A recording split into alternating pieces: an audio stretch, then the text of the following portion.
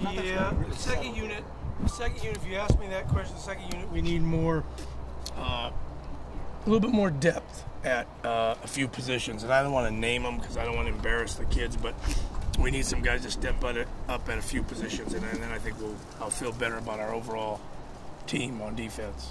You know, oftentimes when we got true freshmen coming in, they're not worth discussing. They got to learn the system and everything. One of the guys everyone keeps talking to me about is Eric Armstead. And what are your impressions of him now you've had him for a little over a week here in fall? I like Eric. Eric's a good football player. Big, strong kid that, has a lot of learning still to do, in our system. But he should help us and play some valuable downs for us this year. Yeah. And then also, we were just talking to Coach Kelly about Taylor Hart. That guy's been a rock for you. Talk a little about his game and what he provides to your defense. I love Taylor. Taylor Hart, he plays every down full speed. Doesn't say boo, any of you that interviewed Taylor. And just every snap, he's relentless. You could watch film on plays where he's 20 yards down the field making a play. So he's strong at the point, he's very smart, and he plays hard. Other than that, he's not very good. Yeah, and these offensive linemen are saying guys like Taylor are making them better players. Are you seeing that out there in the practice field? Probably so. I don't watch the offense too much. I'm watching the defense, but anytime a guy's going hard, I'm sure it does have to help an offensive player. Yeah. And then a guy that everyone's been talking about for good reason, Dion Jordan, on that drop-in for you. What have you seen from him this first part of fall camp? Praying mantis.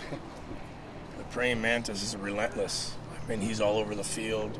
He never stops. His motor never stops. I think he's the hardest worker on our team. Right now, if they said, who do you think's the hardest worker on our team? For sure, I'd give it to Dion Jordan. And there's a lot of hard workers, but down in and down out, Dion Jordan. And that guy's really come along. When he was a freshman here, you couldn't have said that he was one of the top workers on the team, I bet. Absolutely not. He came in as a receiver, then he had to go through purgatory as a tight end, and then he finally came over to the dark side and grew into a man. Thanks, Coach. Taylor Hart, I know Chip was saying he's at one of your guys' DN spots now. Has he always been a DN when he's been here? Has he shifted a little bit from tackle? Well, our 3 down guys can play any position.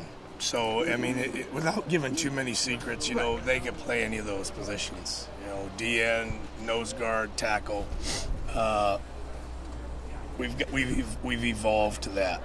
Is there specific traits then you look for in those guys that wouldn't fit in a different scheme, maybe in a more traditional scheme where everyone's kind of has to have? I apologize. No worries. Allergies. Yeah, I'll tell you what. We look for a certain body type to play tackle and nose, and a certain body type to play end. But in a perfect world, you're getting 3 guys that are a lot like the same, and therefore we're able to move, mix and match, and move them around. You feel like you have that depth? I like our D-line. I love our D-line coach, and I like our D-line. I think we have the best of both worlds there.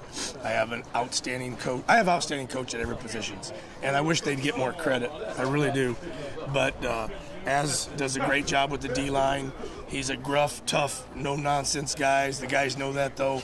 But they also know that he loves them. And he's a great X and O guy, great technician, and he gets our guys playing hard. So how much involvement does he have versus you in their development and who they are?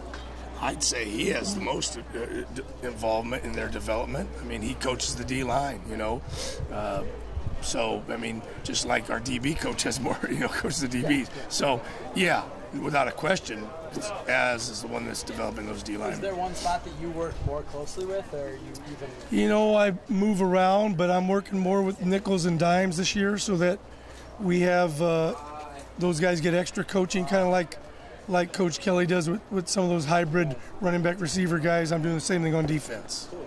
Finally, I want to talk about Tony Washington. How is he developing? Tony Washington, I'll tell you what.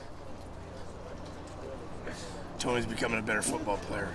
He really is. He's learned how to play in space, and he's a great kid and works hard. We don't have any bad kids here for the most part, so Tony's doing a good job. Similar with him, last year it seemed like he was kind of that Terrell Turner defensive end spot. Are you looking at a more hybrid Dion Jordan spot this year? We can't give away all our secrets. Okay? I can't give you all our secrets, so that's the best I could tell you. They play anywhere, anytime, any place.